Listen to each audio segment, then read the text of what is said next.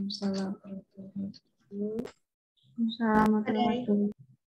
Baik, terima kasih kepada yang kami hormati, para panitia dan juga jajaran mitra Lembaga Nurul Nurani, Ngaji Kolektif, dan juga Payung Kolbu.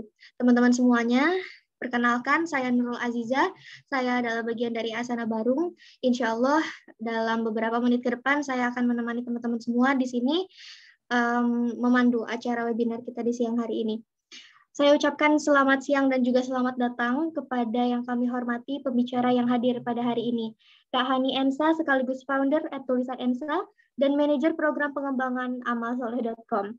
Juga tak lupa kepada moderator kita, Kak Laila Rizky sekaligus relawan Lembaga Rumpun Nurani, dan tentunya kepada saudara-saudari para peserta teman-teman semuanya yang berbahagia.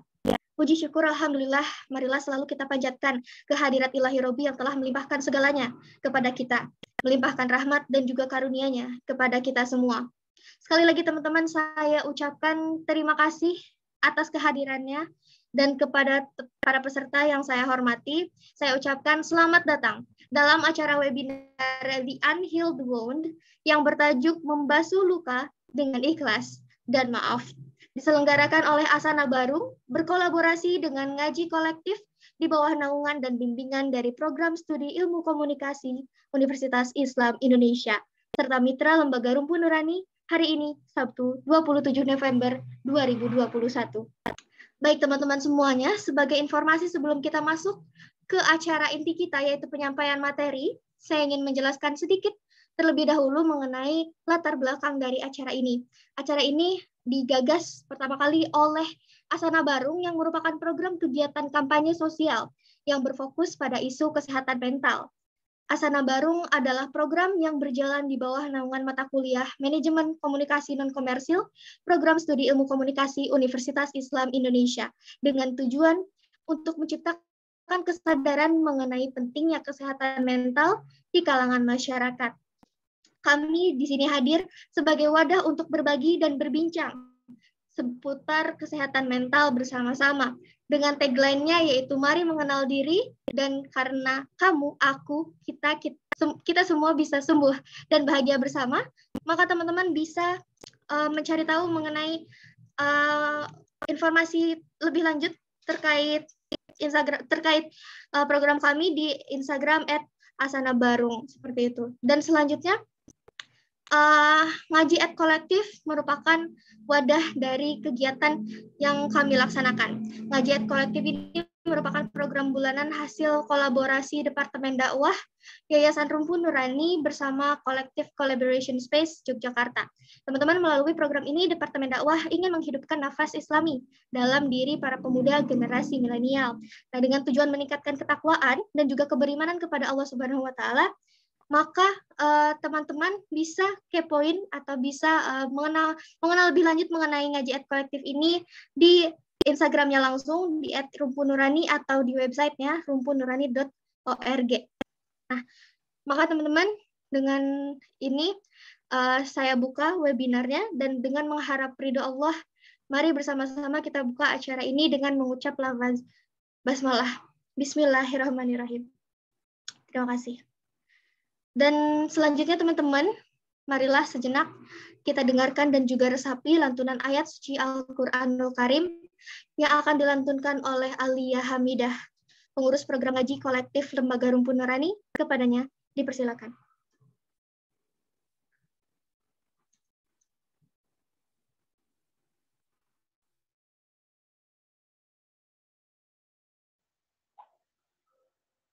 Assalamualaikum warahmatullahi wabarakatuh. Pembacaan ayat suci Al-Quran hari ini. Waalaikumsalam warahmatullahi wabarakatuh. Dimulai dari ayat 10 hingga ayat 20. Teman-teman Ngaji Kolektif sekalian bisa mempersiapkan Al-Qurannya, menyimak surah Al-Insan ayat 10 sampai ayat 20.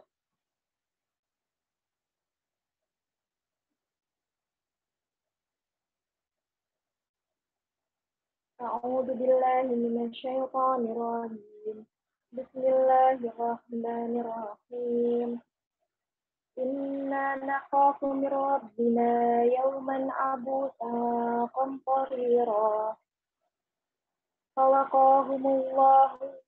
Fawaqahumullahu syarra dhalikal yawmi wa laqahum nadratan wa surura. وجزاهم بما صبروا جنة وحريرا متكئين فيها على الأرائك لا يرون فيها شمسا ولا زمهريرا ودانية عليهم ظلالها وذللت قطوفها تذليلا ويطاف عليهم بآنية من فضة وأكواب كانت قوارير من فضة قدروها تقديرا ويسقون فيها كأسا كان مزاجها زنجبيلا عينا فيها تسمى سلسبيلا ويطوف عليهم ولدان مخلدون إذا رأيتهم حسبتهم لؤلؤا منثورا وإذا رأيت ثم رأيت نعيما وملكا كبيرا. Dengan menyebut nama Allah yang Maha Pengasih lagi Maha Penyayang. Sungguh kami takut akan azab Tuhan pada hari ketika orang-orang berwajah masam penuh kesulitan. Maka Allah melindungi mereka dari kesusahan hari itu dan memberikan kepada mereka keceriaan dan kegembiraan. Dan Dia memberi balasan kepada mereka karena kesabarannya, berupa surga dan pakaian sutra. Di sana mereka duduk bersandar di atas dipan. Di sana mereka tidak merasakan teriknya matahari dan tidak pula dingin yang berlebihan. Dan naungan pepohonannya dekat di atas mereka dan dimudahkan semudah-mudahnya untuk memetik buahnya. Dan kepada mereka diedarkan bejana-bejana dari perak dan piala-piala yang bening laksana kristal. Kristal yang jernih terbuat dari perak. Mereka tentukan ukurannya yang sesuai dengan kehendak mereka. Dan di sana mereka diberi segelas minuman bercampur jahe, yang didatangkan dari sebuah mata air di surga yang dinamakan salsabil. Dan mereka dikelilingi oleh para pemuda yang tetap muda. Apabila kamu melihatnya, akan kamu kira mereka mutiara yang bertaburan. Dan apabila engkau melihat keadaan di sana surga, niscaya engkau akan melihat berbagai macam kenikmatan dan kerajaan yang besar. Maha benar Allah atas segala firman-Nya. Kurang lebihnya mohon maaf. Wassalamualaikum warahmatullahi wabarakatuh. Waalaikumsalam warahmatullahi wabarakatuh. Maha benar Allah yang agung dengan segala firman-Nya. Terima kasih Alia Hamidah yang telah melantunkan Al-Quran Surat Al-Insan ayat 10 sampai dengan 20. Selanjutnya hadirin yang saya hormati, sebelum masuk ke dalam inti acara yaitu pembahasan materi, saya memiliki 3 hal yang menarik yang perlu teman-teman di sini ketahui. Yang pertama, kan ada hadiah menarik bagi para peserta yang paling aktif dan juga partisipatif. Dan yang kedua, teman-teman, acara webinar ini juga akan memberikan hadiah berupa door prize dan juga berbagai hadiah yang menarik lainnya bagi para peserta yang bertanya dengan pertanyaan terbaik. Dan yang ketiga, akan ada juga hadiah yang insya Allah spektakuler gitu ya bagi teman-teman peserta yang memenangkan lomba story kreatif. Teman-teman bisa ngecek Instagram @asanabarung untuk mengetahui berbagai ketentuan khusus mengenai lomba story kreatifnya. Dan insya Allah di akhir sesi materi nanti kami akan mengumumkan siapa saja pemenang dari 2 kategori pertama, yaitu peserta yang paling aktif dan juga para penanya terbaik. Baik teman-teman semuanya, tanpa berbasa-basi lagi, tanpa mengulur waktu lagi, selanjutnya marilah kita ikuti bersama sesi pertama webinar The Unhealed Wound, penyampaian materi membasuh luka dengan ikhlas dan maaf. Sesi ini insya Allah akan dipandu oleh seorang moderator yang merupakan relawan dari Lembaga Rumpun Nurani. Selanjutnya, marilah kita sambut bersama-sama Kak Laila Rizky. Dipersilakan. Baik, terima kasih Kak Nurul atas kesempatannya. Assalamualaikum warahmatullahi wabarakatuh. Para hadirin peserta webinar yang berbahagia, perkenalkan saya Laila Rizky Amalia. Pada hari ini, saya diamanahkan untuk menjadi moderator dalam webinar Ngaji Kolektif yang berkolaborasi bersama Asana Barung dengan tema besarnya yang berjudul The Unhealed Wound, Inner Child, and Self-Healing. Pada hari ini, kita akan bersama-sama membahas tentang topik yang berjudul Membasuh Luka dengan Ikhlas dan Maaf bersama Kak Hani Ensa selaku founder of Tulisan Ensa dan manajer program development of amalsoleh.com. Selanjutnya, saya akan membacakan biodata singkat dari Kak Hani Ensa selaku narasumber kita pada hari ini. Kak Hani Ensa memiliki nama lengkap Hani Ensa Fortuna Azhar. Beliau berusia 21 tahun dan sudah aktif dalam beberapa kegiatan, mulai dari menjadi volunteer di beberapa komunitas sosial dakwah, founder dari Tulisan Ensa, serta manajer program development dari amalsoleh.com. Para hadirin yang berbahagia, sebelum saya memulai acara webinar kita pada hari ini, saya sekedar ingin mengingatkan kepada hadirin semua untuk menjaga ketertiban selama acara kita berlangsung. Semoga dengan kita menjaga dan memperhatikan adab-adab dalam menuntut ilmu, Allah senantiasa memberikan rahmat dan berkahnya untuk kita semua. Amin, amin, ya Rabbal Alamin. Baik, Alhamdulillah di sini telah hadir Kak Hani Ensa bersama dengan kita semua. Assalamualaikum Kak Hani Ensa. Waalaikumsalam, Kak Laila. Boleh panggil Ensa aja ya, isi kepanjangan. Oh iya, Oke. baik Kak Ensa. Bagaimana kabarnya nih Kak Ensa? Alhamdulillah, baik. Teteh gimana kabarnya? Teteh aja ya, soalnya saya dari Bandung. Oh begitu ya, baik Kak Hensa, tidak apa-apa.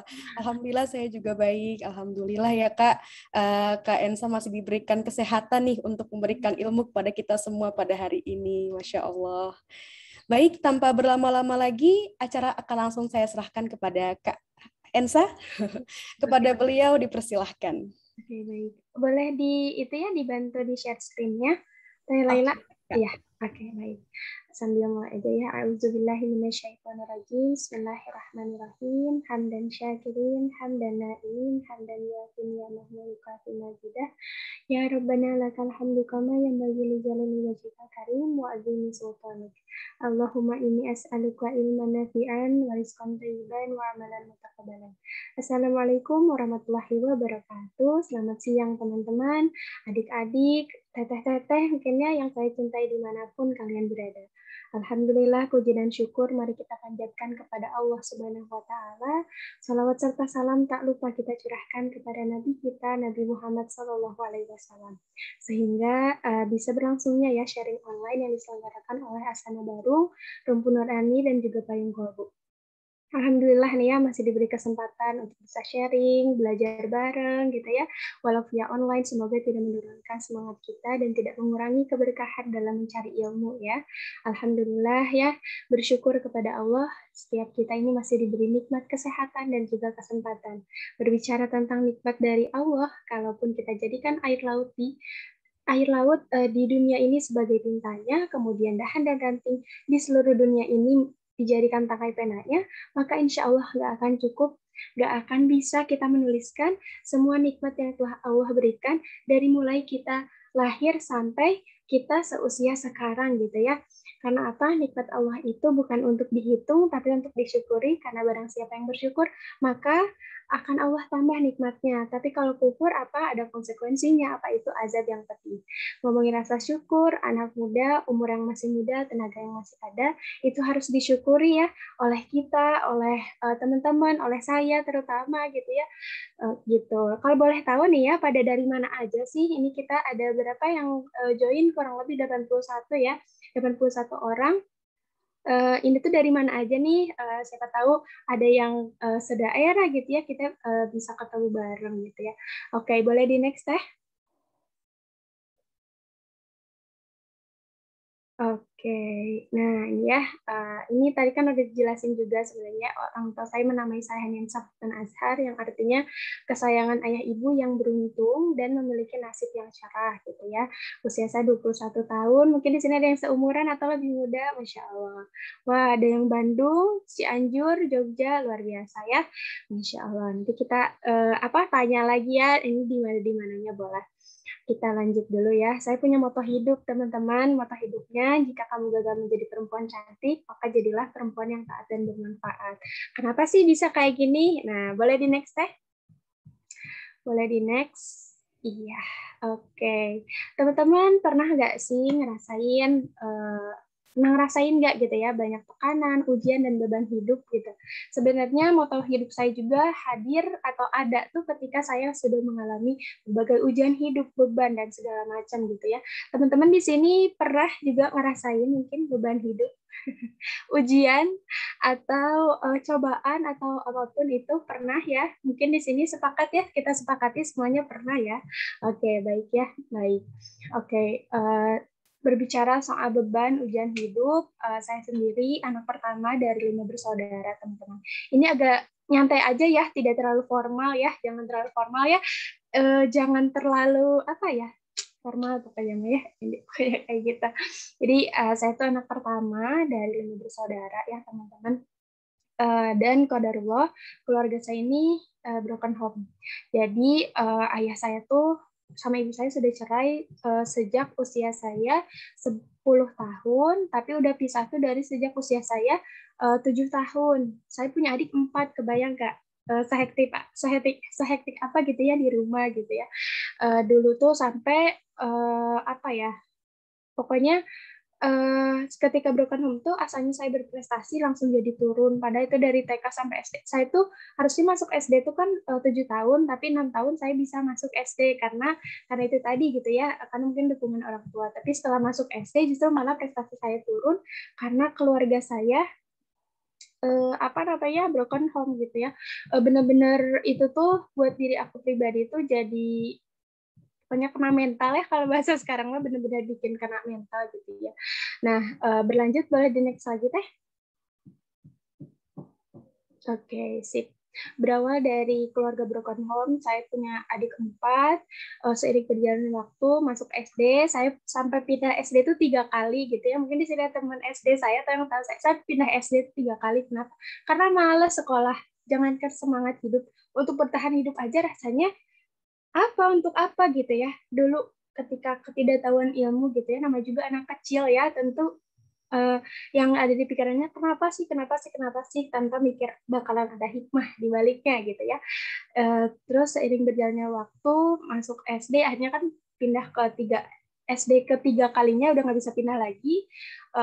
Guru SD saya bahkan bilang kayak gitu, jadi saya dibully juga teman-teman. Itu makanya ada gambar dibully ya. Jadi karena saya jarang masuk sekolah, jadinya jatuhnya saya dibully.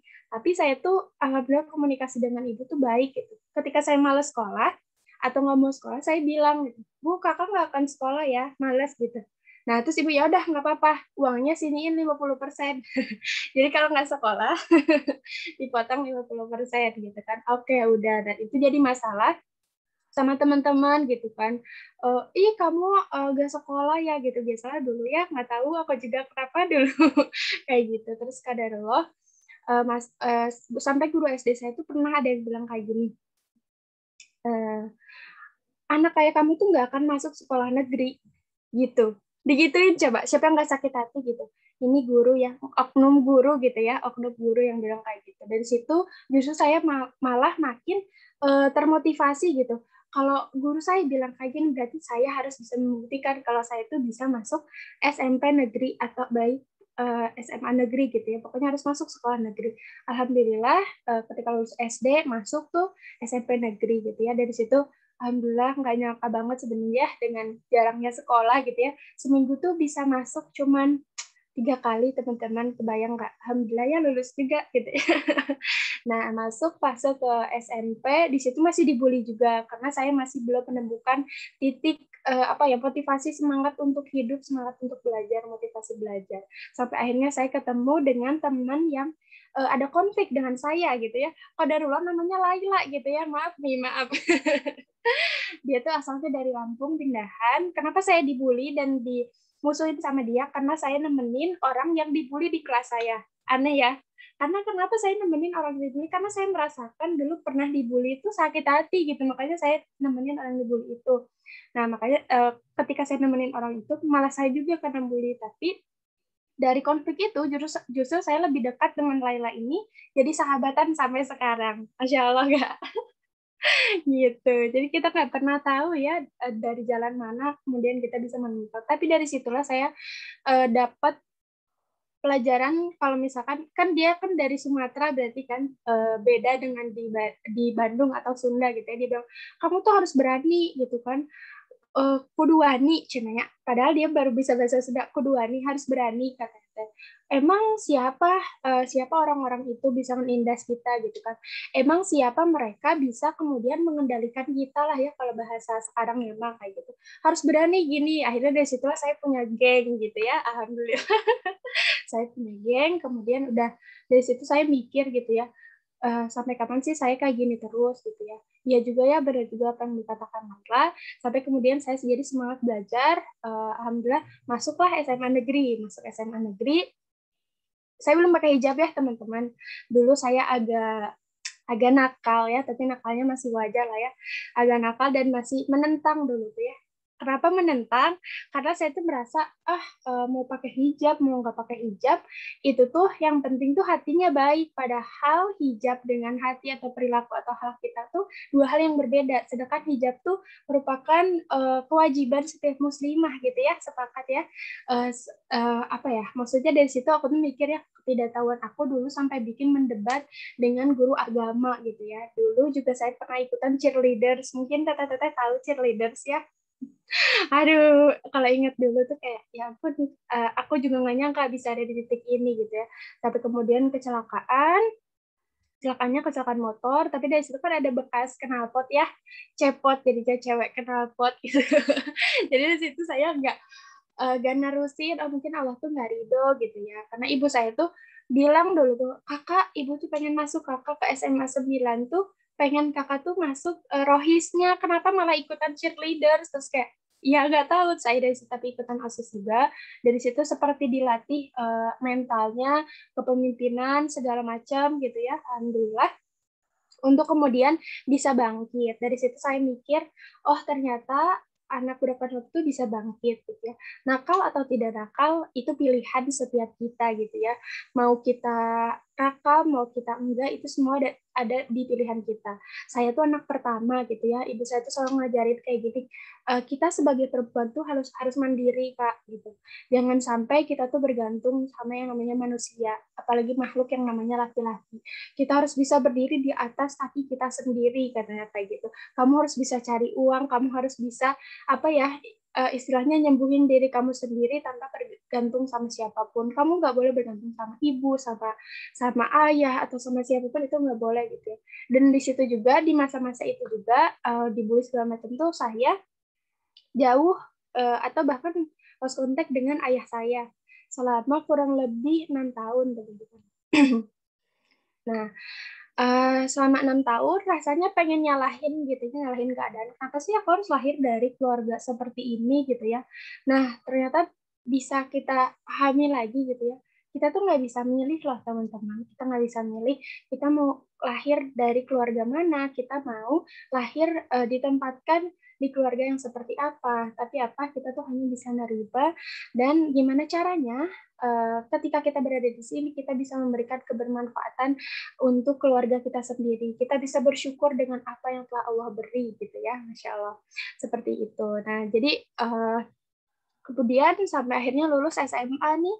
Lulus SMA, saya tuh ambis ya dulu, teman-teman. Ambis karena saking nggak mau punya ayah baru. Karena ibu saya tuh kasih motivasi kayak gini, Kak, kalau kita mau tetap berenam, tapi ibu pengen anak-anak harus pintar katanya, minimal 10 besar gitu kan. Di situ motivasi ya, daripada punya bapak baru mending gitu ya. Ya itulah, kadang tekanan tuh membawa kita untuk kemudian bisa pelesat gitu ya. Nah, ya udahlah, alhamdulillah tuh ya, udah ambis segala macam. dapat SBMPTN, ikutan SNMPTN, qadarullah gagal. Ya dari situ gagal karena apa? Karena NIK-nya tidak terdaftar di Disduk. Sedih nggak? Setelah ambis ya teman-teman, setelah ambis selama 3 tahun masukin ranking 10 besar terus-terusan gitu ya. Pas SNMPTN tiba-tiba nggak bisa gara-gara itunya nggak kedaftar NIK-nya. Kenapa nggak kedaftar? Jadi ini tidak boleh ditiru ya.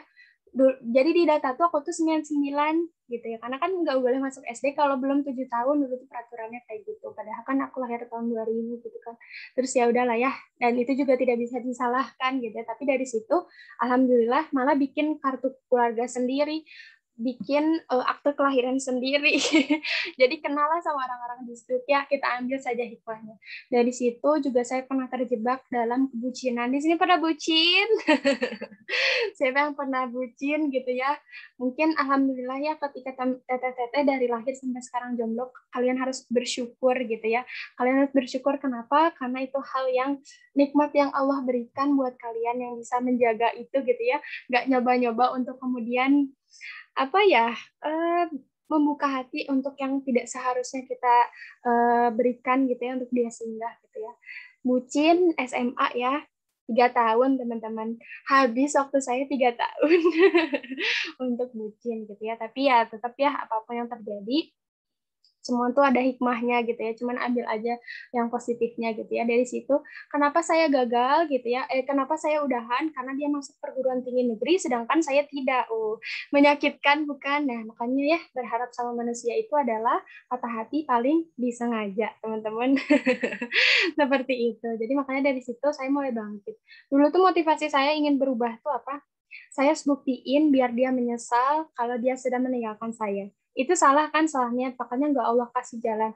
SBMPTN 2017 saya gagal, 2018 saya gagal, 2019 gagal juga ya, sampai habis kesempatan saya dan ikutan ujian mandiri semuanya juga gagal. Tapi dari situ alhamdulillah malah jadi dapat kesempatan ketemu circle dakwah, sosial dakwah yang benar-benar membawa saya ya sekarang bisa ketemu dengan teman-teman gitu ya, bisa mengajarkan saya belajar pakai gamis gitu. Padahal dulu saya julid banget sama yang pakai kaos kaki panjang aja tuh, saya terjulit kayak gini ya misalkan ya. Gak apa-apa ya, nyantai ya teman-teman, di bawah santai aja ya. uh, ngapain pakai kaos kaki panjang gitu? Mau sekolah, mau main sepak bola, kan astagfirullah ya. Kalau ingat dulu mulut saya gitu ya. Padahal ketika udah tahu, nyaman ya. Malah kalau misalkan nggak pakai kaos kaki, sekarang tuh kayak, aduh kayak telanjang gitu ya. Perasaan tuh kayak malu gitu kan. Gitu ya, alhamdulillah ya. Alhamdulillah Allah membawa saya dari setiap kegagalan, dari pahitnya hidup gitu ya, dari tuntutan-tuntutan hidup yang semestinya belum saya tahu gitu ya, masalah-masalah keluarga yang belum saya tahu, itulah yang menghantarkan saya sampai sekarang gitu ya. Dan ayat favorit saya, mungkin lihat ya di bio saya 47 ayat 7. Barang siapa yang menolong agama Allah, maka Allah akan tolong hidupnya dan naikkan derajatnya. Kurang lebih seperti itu ya, artinya nanti bisa dibaca kembali, dan itu yang saya rasakan. Di 2019, masih ingat, saya mau bikin event pertama tulisan EMSA dengan Quran review. Mungkin ada yang tahu Quran review ya, dari Jogja juga. Itu perdana di Bandung. Saya tuh punya kontak ayah saya 6 bulan terakhir itu tuh, tapi nggak pernah dibalas teman-teman. Online tapi nggak dibalas, itu lebih sakit. Ketika kalau misalkan sama temen, sama doi gitu ya, kita ngechat online, sakit hatinya, ya oke sakit hati. Tapi ini sama ayah sendiri, dia tuh online, tapi nggak dibalas teman-teman. Sampai hampir setiap hari itu saya ngechat kayak, ayah apa kabar? Ayah sehat kan? Ayah kakak kangen loh. Ya maaf ya, kakak belum bisa masuk perguruan tinggi negeri gitu ya.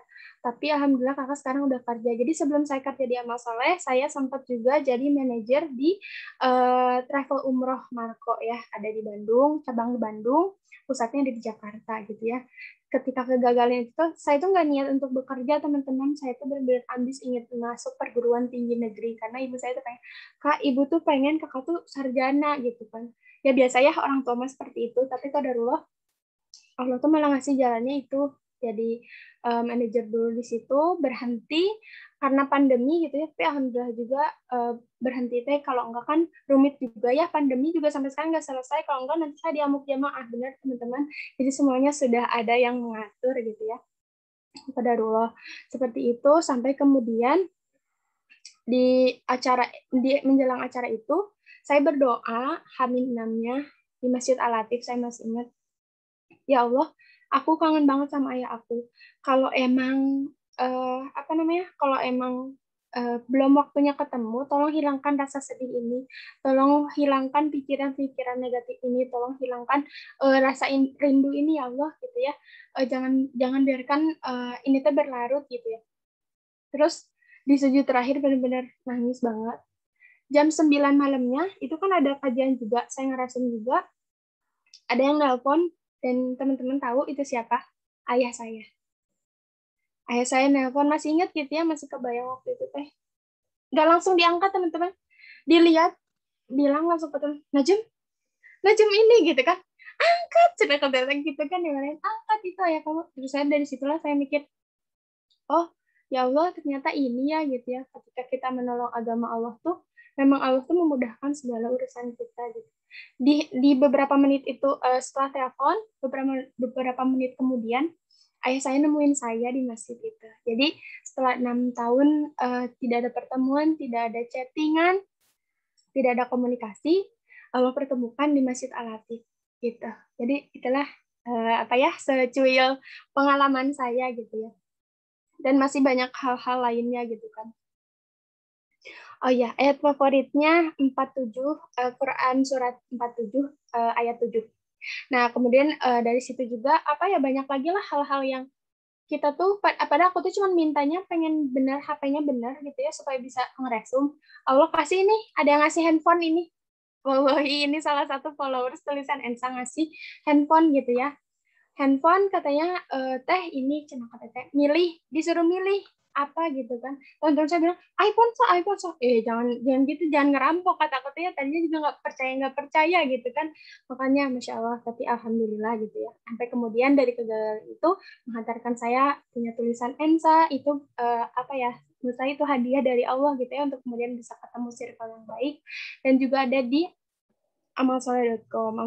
Di amalsoleh.com juga wasilahnya kolaborasi sama tulisan Ensa sebelumnya. Kita jadi yang mendistribusikan pada saat pandemi kemarin, ditawarin tadinya tuh daftar tuh jadi CS gitu ya, karena mikir, oh ya udah gitu ya, aku menjadi CS aja. Ibu aku sebenarnya kakak, ibu nggak mau kakak kerja, udah aja kamu fokus aja untuk ke kuliah. Aku tuh mikirnya iya sih, tapi mikir lagi, ini teh ibu kata teh kalau bahasa Sundanya mah ngolo gitu kayak gitu. Bu, ini mah ada sama kayak komunitas dakwah, kata anggap aja kakak hikmat di sini. Jadi mudah-mudahan ibu ridho ya gitu ya. So itu ya udahlah sok aja gitu kan. Nah, denger tuh CS tuh kerjanya seminggu 2 kali, makanya kan oke aja gitu ya, nggak mengganggu waktu belajar aku. Sampai kemudian pas datang ke sana diwawancara segala macam, kamu mah nggak akan cocok jadi CS, udah aja jadi program gitu kan. Hah, kata aku teh. Tapi dah aku kan cuma lulusan SMA, dulu kan suka ada keinsecurean Indonesia. Suka ada keinsecurean gitu kan. Jadi kayak mikir, tapi ya nggak apa-apa, oh mungkin ini Allah ya. Kalau misalkan Allah yang udah pengen, kalau misalkan emang Allah yang pengen ngangkat kita, yaitu mau ada orang sebanyak apapun menjatuhkan, gak akan ada gitu. Tapi kalau misalkan bukan Allah yang berkenan, itu nggak akan terjadi gitu ya, semua udah qadarullah. Akhirnya masuklah di amalsoleh.com, alhamdulillah diamanahi sebagai manajer programnya gitu ya. Masya Allah, itu pengalaman yang luar biasa, jadi ketemu teman-teman penerima manfaat yang teman-teman nggak bisa bayangin gitu ya, ketika turun ke lapangan tuh kayak gimana. Ada yang tinggal di sebelah bak sampah. Tahu kan bak sampah yang gede, yang suka ada di mall-mall, di pinggirnya itu dijadikan tempat tinggal. Jadi si anaknya tuh, saya kan setiap hari Senin dan Kamis itu kan ngajar juga ya, pulang kerja tuh ngajar Iqro, bukan tahsin yang itu, bukan, cuman Iqro doang gitu ya. Pas ditelusuri ternyata rumahnya di situ gitu. Tapi anaknya tuh tetap semangat gitu ya. Di situ saya malu gitu ya, di tengah keterbatasan dia, tapi dia tetap semangat belajar. Jadi insecure kan, ingat ke review saya zaman SD gitu ya. Dan dia ibunya sudah meninggal, teman-teman. Ibunya sudah meninggal, tapi dia tetap semangat itu. Jadi yang intinya balas dendam terbaik adalah apa? Menjadikan diri kita terupgrade menjadi versi terbaik tentunya ya. Oke, boleh di next teh. Aku ngomongnya kecepatan nggak? Biasanya 15 detik soalnya. 15 detik di story. Nggak ya? Aman teh? Teh Laila, aku kecepatan nggak? Aman? Kok Teh Ensa? Oke, baik. Ya, habis itu kecepatan soalnya. Oke, baik. Banyak tekanan, beban, dan ujian hidup. Nah, ternyata ada di Quran gitu ya. Allah itu tidak membebani seseorang sesuai dengan Allah itu tidak akan membebani melainkan sesuai kesanggupannya gitu ya. Berarti kalau misalkan kita dikasih ujian sekarang, berarti Allah tuh tahu kita tuh mampu gitu ya, teman-teman. Berarti kita tuh bisa untuk kemudian menyelesaikan apa yang telah datang kepada diri kita. Nah, ketika saya dikasih ujian untuk keluarganya broken home, mungkin yang lainnya belum tentu gitu ya. Maka dari itu, oh berarti saya harus semangat gitu ya. Setiap tekanan yang ada gitu ya, semakin banyak informasi yang masuk gitu ya, terkadang bikin diri ini tuh sulit mengambil langkah gitu ya. Padahal semua pedoman hidup kita gitu ya, udah ada di Al-Quran. Jawaban dari pertanyaan setiap kehidupan kita udah ada di Al-Quran. Tinggal apa teman-teman? Tinggal kitanya ya, ternyata mau zaman gini aja atau mau ngambil langkah untuk memulai sesuatu yang baru menuju diri kita versi terbaik dengan mengenal Allah, menjalankan sunnah Rasulnya, dan menunaikan kewajiban kita sebagai hamba gitu ya, Masya Allah. Jadi dari situlah mikir, jadi ini semoga ayat ini bisa menjadi penyemangat teman-teman mungkin yang saat ini sedang merasakan kesedihan, sedang merasakan tekanan segala macam gitu ya. Insya Allah makanya diberikan ujian kepada teman-teman, berarti teman-teman tuh mampu gitu ya. Oke, boleh di next teh.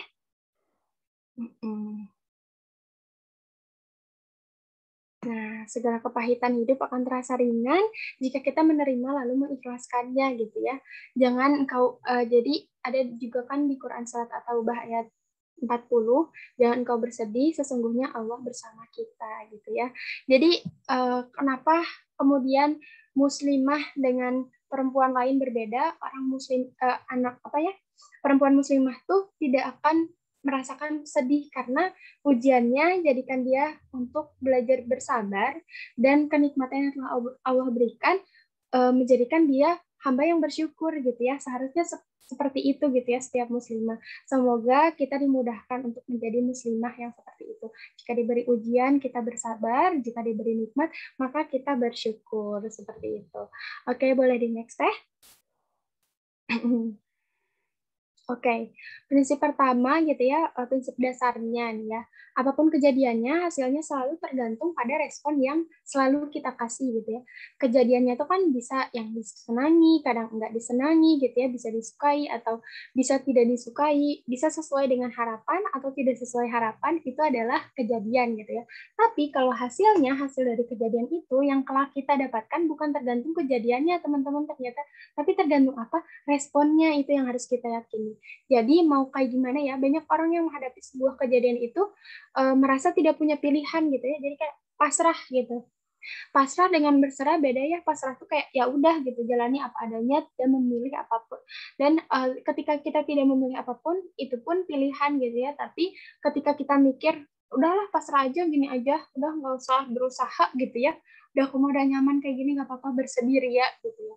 Itu juga sebuah pilihan kita gitu. Tapi itu kan tidak akan mengubah, Allah tuh tidak akan mengubah suatu kaum sebelum kaum itu mengubahnya sendiri kan, seperti itulah ya. Nah, kayak gitu. Jadi banyak orang tuh yang dihadapi sebuah kejadian merasa tidak punya pilihan gitu ya. Jalani apa adanya, tidak memilih apapun itu kan ada pilihan gitu. Ataukah jangan-jangan ada yang menutupi hati kita gitu ya. Ketika kita tuh tiba-tiba stuck untuk kemudian bisa mengambil langkah gitu ya. Ada yang menutupi hati kita sehingga seakan-akan tidak punya pilihan. Padahal Allah memberikan ini sebuah bentuk keadilan Allah gitu ya, menyediakan waktu yang sama pada setiap kejadian untuk merespon apa yang ada di untuk merespon kayak gimana sih merespon kejadian tersebut gitu ya. Bisa A, B, C atau D dan seterusnya. Banyak respon yang disediakan gitu ya. Atau pasrah gitu ya. Misalkan aku nggak punya pilihan mau gimana orang tua aja gitu ya. Ini bisa tentang jodoh, pekerjaan gitu ya, profesi dan bisnis. Kenapa bisa ada orang seperti itu? Merasa nggak punya pilihan. Nah, alasannya ada dua ternyata teman-teman. Yang pasrah gitu aja terus kayak ngerasa udah nggak ada pilihan, udah aku mah gini aja diam, gimana udah amat misalkan kayak gitu ya. Ini yang pertama, boleh di next teh. Oke, nah ini ya mungkin bisa dibaca sama teman-teman juga. Ego sendiri yang ngerasa paling keren, ngerasa cukup, udahlah nggak apa-apa, aku mah gini juga, udah alhamdulillah gitu ya. Oke, alhamdulillah, tapi tetap gitu ya, kita nggak bisa terus-terusan ada di zona nyaman. Kalau kita pengen naik level, tentu kita harus ikhtiar lebih keras gitu ya. Ketika Allah memberikan banyak pilihan, dia ngerasa nyaman pada dirinya. Terjebak di zona nyaman, tidak punya effort. Ketika Allah punya pilihan lebih tinggi gitu ya, effort kita harusnya lebih besar, sehingga hasilnya pun terbaik, seperti itu. Nah, yang keduanya, tutup oleh perasaan yang seharusnya nggak ada gitu ya. Pilihan tuh banyak, tapi kita nikmat dengan pilihan kesedihan kita gitu. Itu tadi, malah kita tuh meratapi, nyalain playlist lagu galau. Ya, semakin-makin aja itu ya, meratapi kesedihan gitu ya. Saking nikmatnya kesedihan kita nggak lihat bahwa Allah tuh mau ngasih kenikmatan yang sangat banyak. Allah tuh udah ngasih kenikmatan yang sangat banyak. Kenapa nggak milih? Karena tertutup oleh perasaan yang seharusnya tidak ada. Seperti itu. Jadi kesalnya tuh apa ya? Jadi kesalnya nikmat, sedihnya nikmat, berlarut-larut, sehingga kita jadi julid. Kenapa kita kemudian ada perasaan julid? Karena kita nikmat dengan kesedihan kita punya. Ya, ternyata jadi timbul iri dengki untuk kemudian bisa ngejudge orang lain gitu ya. Semoga kita dijauhkan dari kejulitan gitu ya. Tapi emang kadang juga ya julid juga sih saya gitu ya. Tapi ya maksudnya ini tuh hal yang wajar, hanya intensitasnya coba kita hilangkan gitu ya, insya Allah gitu ya.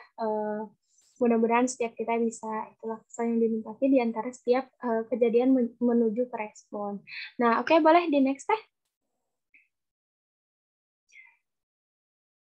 Nah, ini tuh ada macam-macam respon gitu ya ketika kita menghadapi setiap ujian, gimana ya biar kita tuh mengikhlaskan untuk kemudian bisa memberikan respon terbaik atas kejadian yang kita dapatkan. Pertama, respon reaktif gitu ya, cenderung negatif, merugikan dan tidak produktif. Inilah ya contohnya ketika kita misalkan dikasih keluarga broken home, malas sekolah gitu ya, gambaran anak waktu SD gitu ya, kayak nggak ada semangat-semangatnya, itu tidak produktif dan merugikan diri sendiri dan keluarga, seperti itu ya. Respon proaktif yang membuat impian kita tercapai. Nah, itu tadi termotivasi karena disakiti mantan misalkan ya, karena gagal gitu ya. Jadi, saya harus mewujudkan gini. Tapi ketika kita merubah niat, tadi ya, saya tadi kepotong. Ketika saya merubah niat, saya ingin lebih baik untuk diri sendiri, untuk keluarga, untuk Allah terutama gitu ya. Itu langsung Allah permudah gitu ya, dikasih jalan-jalannya. Tapi kalau misalkan niatnya hanya untuk dapat respon dari orang lain, tentu Allah juga nggak ngasih jalan gitu ya. Nah, yang membuat impian kita tercapai cenderung sama produktif, menguntungkan gitu ya. Nah, inilah respon yang seharusnya kita lakukan ketika kita mengalami kejadian yang tidak mengenakan gitu ya, tidak disenangi. Saat ada jeda, ambil keputusan gitu ya untuk memilih sesuatu. Contohnya kita dihadapkan macet di jalanan. Nah, teman-teman kalau macet di jalanan biasanya ngutruk ya, ngeluh, ngambek. Ada yang pernah macet ngeluh di sini? Pernah, Teh Laila? Pernah? Ada ya? Oke. Kayak, aduh kenapa sih macet? Aku kan harus cepet-cepet nyampe gitu ya. Kayak, aduh gimana sih gitu kan. Tiba-tiba kan jadi nyalahin, kayak marahin klakson, bener gak ya? Betul Kak, betul banget. Ya, aduh. Nah, padahal jika kita meresponnya dengan proaktif, wah bisa produktif nih, murojaah di jalan atau hafalan, atau bisa zikir gitu ya. Kayak misalkan lagi macet, ya Allah macet, ya Allah, astagfirullahaladzim. Nah itu kan lebih atau bisa sholawatan gitu ya. Sekali kita sholawatan, Allah tuh balasnya 10 kali gitu ya. Daripada kita klakson itu ya, tidit gitu kan. tidak menghasilkan pahala, malah itu mengganggu orang lain gitu ya. Seperti itu ya, banyak orang yang merasa nggak punya pilihan, jadi kesel, menyalahkan orang lain gitu ya, sedih dan bete karena dia tidak mengambil respon proaktif seperti itu. Nah, gitu ya, ketika kita merasakan sedih atau bete gitu ya, menyalahkan orang lain, itu adalah sinyal dari kejadian yang nggak sesuai dengan harapan kita. Sepakat ya? Jadi, itulah ya pilihan ditutup oleh Allah gitu ya, karena Allah menutup hati kita dari pilihan-pilihan. Nauzubillah min dzalik ya. Ini tuh disebabkan karena dosa-dosa kita yang banyak, itu dosa syirik gitu ya, menduakan Allah karena segala macam gitu ya, menuhankan selain Allah gitu ya, macam-macam ya. Ada yang misalkan kenapa sih kemudian yang menuhankan uang, jadi lebih mengutamakan uang dibandingkan Allah, lebih mengutamakan pekerjaannya dibandingkan Allah gitu ya, nauzubillah min dzalik gitu ya. Kita merasa nggak punya pilihan tuh yaitu karena hitamnya dosa yang ada di dalam diri kita, padahal pilihan tuh selalu ada gitu ya. Oke, boleh di next teh.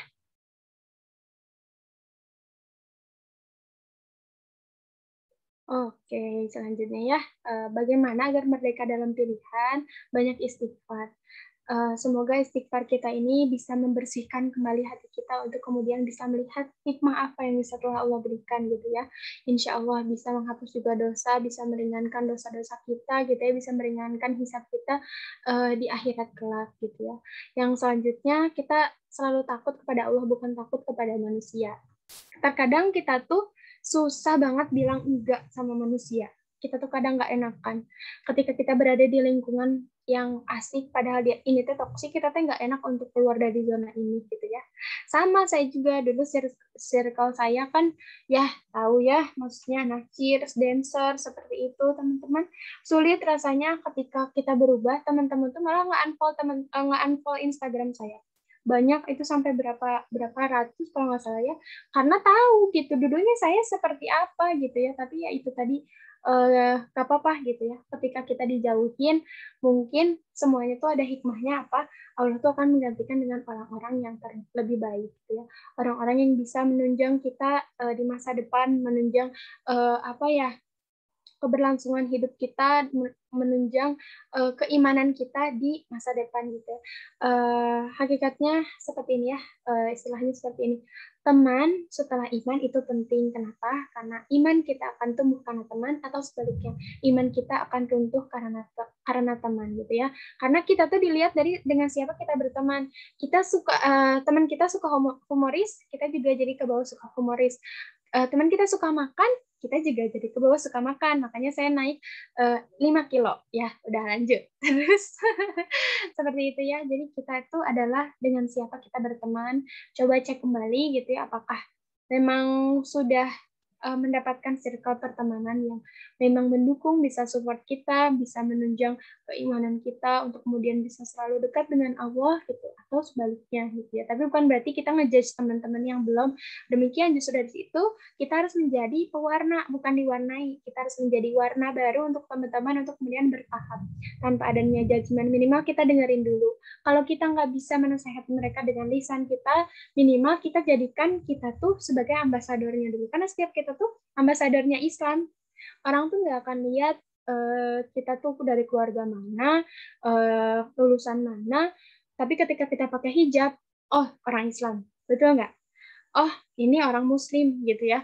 Nah maka dari itu kita berikan akhlak terbaik gitu ya, cerminan supaya oh seperti ini ya orang Islam, ternyata nggak nggak seanti itu ya sama kita yang belum pakai hijab misalkan kayak gitu ya, kayak gitu kan, seperti itu pokoknya segala macam. Nah terus ya, nah ini ada namanya Kak Ensa mau tanya, mengapa orang atau Cina tadi teh, nanti pertanyaannya mungkin biar ini nyambung ya di akhir gitu ya, apa ya teh ya. Oke, yang selanjutnya khawatirlah ketika kita kehilangan ridho Allah gitu ya. Ridho Allah itu kan ada di ridho orang tua gitu ya. Ketika kita tidak memuliakan orang tua, cuek sama orang tua, khawatirlah akan hal tersebut gitu ya. Ini pengalaman juga teman-teman. Saya sama ibu saya itu deket banget sampai kayak temen kalau bercanda tuh misalkan ada cowok gitu ya, ada kakak itu Cina, ada kakak itu pacar kakak ya, terus aku ngebalikin suami ibu aku kayak gitu ya, saking dekatnya itu sebenarnya nggak ada adat juga ya sebenarnya. Nah Dari situ saya mikir, udah ikut kajian. Mas saya gitu sama orang tua ya, aku nggak boleh kayak gitu ya. Ternyata sebelum infak ke orang lain, kita tuh yang diutamakan itu infak kepada orang tua dulu gitu ya, kepada keluarga dulu gitu ya. Dan itu tuh insya Allah pahalanya tuh berlipat ganda dan akan digantinya juga berlipat-lipat. Dan itu yang saya rasakan gitu ya. Uang saya tuh misalkan waktu itu sedikit lagi ya, itu misalkan 50.000 lagi. Tapi saya tuh tahu ibu saya tuh suka minuman dingin gitu ya, suka buah-buahan. Saya beli aja lah, nggak apa-apa, uang mah nanti juga ada lagi gitu. Bener, besoknya entah malamnya waktu itu ada yang transfer 100.000.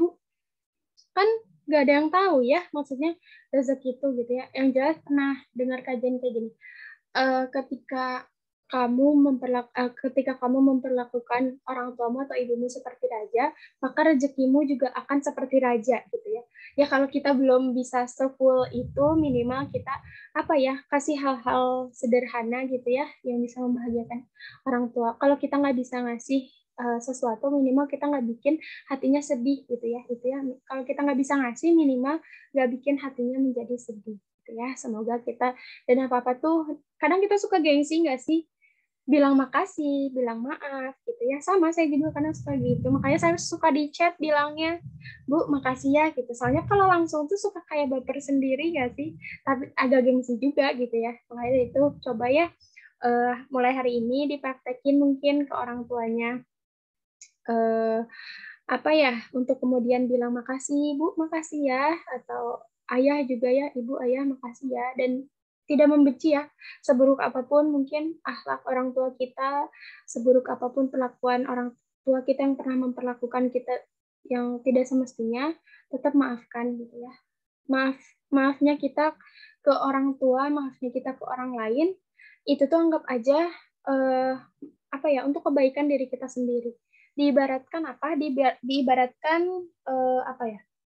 tumpukan gelas, nggak ada gelas sih, ini aku adanya ini, tumpukan gelas ini ditambah ya, ini satu dendam, satu kesalahan orang tua, ditambah lagi ini kesalahan ayah misalnya, ini kesalahan ibu, kita tuh nggak mau maafin, nggak mau ngelepasin, terus bertambah ada kesalahan teman, terus bertambah ada kesalahan sahabat, ditumpuk terus di sini di bawah, makin hari ada lagi kesalahan, ditumpuk, maka berat kan? Tuh lihat karago, kalian juga lihatnya menghalangi, bukan menghalangi saya, bahkan pandangan saya untuk melihat teman-teman. Begitu juga diibaratkan ketika kita tidak melepaskan, tidak memaafkan setiap kesalahan orang lain, apalagi orang tua, apalagi masa lalu. Maafin gitu ya, memang susah. Teh udah ngomong mah gampang, saya juga melalui proses itu, saya juga nggak gampang.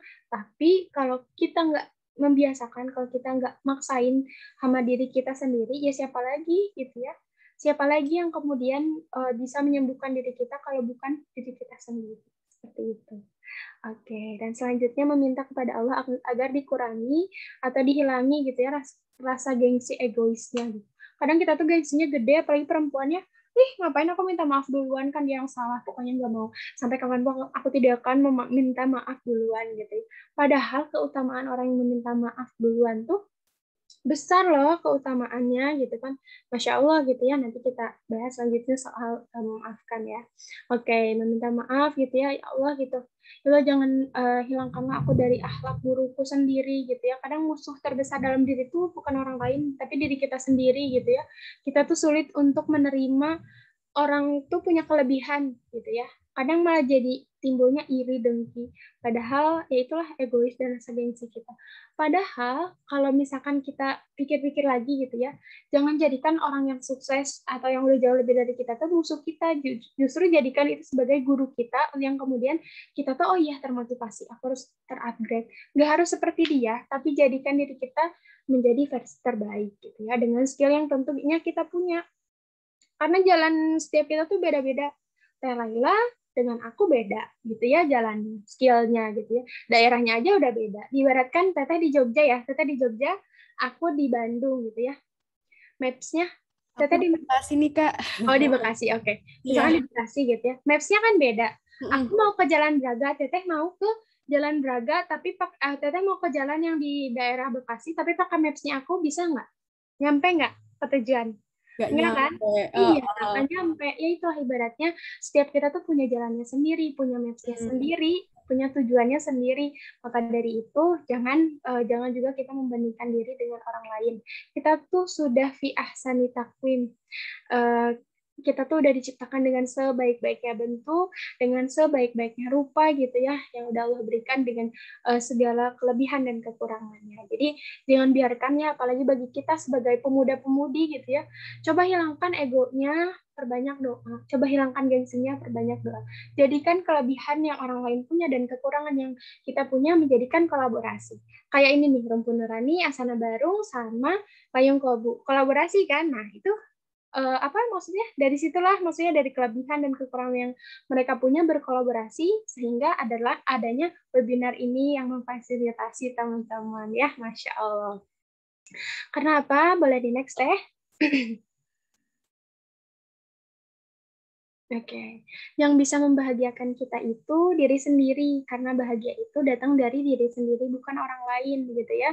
Yang mau kita ngerespon, Teteh dikasih uang 50.000, Teteh mau senang, mau sedih, itu tergantung responnya Teteh. Apakah akan bersyukur ketika dikasih 50.000 atau akan sedih karena ngerasa kurang gitu. Jadi bahagia itu yang menciptakan diri kita sendiri gitu ya. Dan membahagiakan orang lain atau pasangan atau keluarga pun bukan kewajiban kita, karena hak semua orang ketika memilih untuk bahagia atau tidak gitu ya.